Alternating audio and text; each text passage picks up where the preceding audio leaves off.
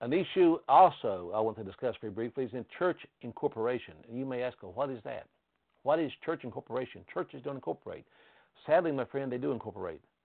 It is called a 501c3 corporation. Now, that is a clause in the IRS code. Internal Revenue Service has a code for 501c3 corporations, which makes those corporations tax exempt. You say, well, churches should be tax exempt. No, they are not tax exempt. Churches are tax immune.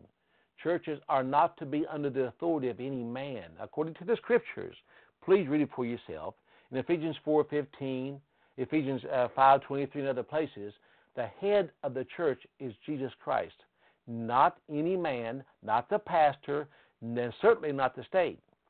To take a benefit that the state offered us, which by the way was not law until 1964, under Lyndon Baines Johnson, a senator who brought this law about at the U.S. Senate to incorporate churches, to offer them a benefit to be tax exempt. Along with that benefit from the government comes strings attached. The 501c3 clause, please read it for yourself. I'm not going to read it for you. You can do your own research on this. Stipulates that any corporation, including what we'll call a church, must follow current administration policies, no matter what the policies may be, whether it be abortion or sodomy or whatever the administration may support.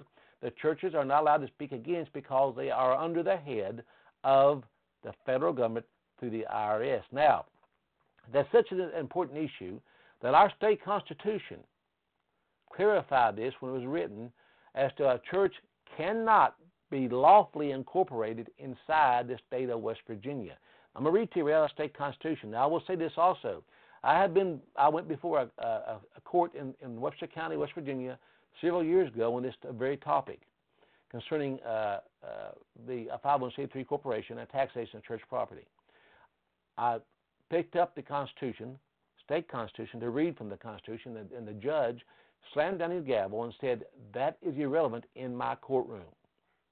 What he was saying was the Constitution is no longer valid in the courtrooms of West Virginia. Now, folks, I'm not making it up. That's a fact. I have witnesses on this. The judge told the stenographer to delete what I said from the record of what I started to read. It was not relevant in his courtroom. So when you go before the courts in this state, understand, and as of right now, you're not going into constitutional courtrooms. You're going into statutory courtrooms that rule by their own means, not by constitutional law, and definitely not by biblical law. But let me read to you, if you don't mind, a clause from our state constitution.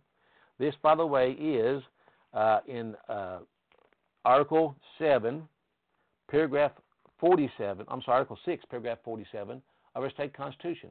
Listen to what it says. No charter of incorporation shall be granted to any church or religious denomination. Now, it goes a little further than that and explains that the property actually belongs to the church. But that is enough to make a point here that in our Constitution, state Constitution, it was such an important issue to them in 1863 that they thought it paramount that they would put in the Constitution that churches were not to become under government control.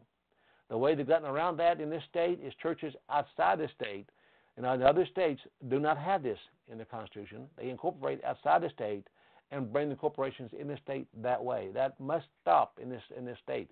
Churches must be free to preach the gospel of Jesus Christ, to stand on moral issues, to expose evil, whether it be in the political realm or any other realm. The churches must be free to speak the truth and bound by no man for any reason.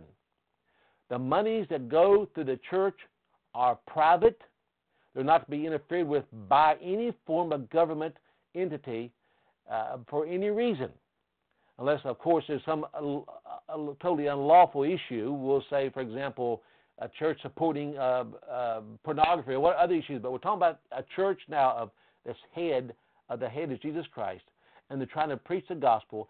They cannot be restricted by the federal or state governments in doing their job. That's called the First Amendment of the Constitution, of the Federal Constitution, the right of freedom of speech. An incident happened a few months ago in Kansas. A pastor from Kansas and put up a sign outside the church concerning abortion. And insinuated, well, it's a fact, he insinuated it's a fact, that a murderer, that's right what they are, folks, they're murderers, by the name of Tiller, was killing babies in Kansas, was sent $300,000 to the campaign of the current governor in Kansas.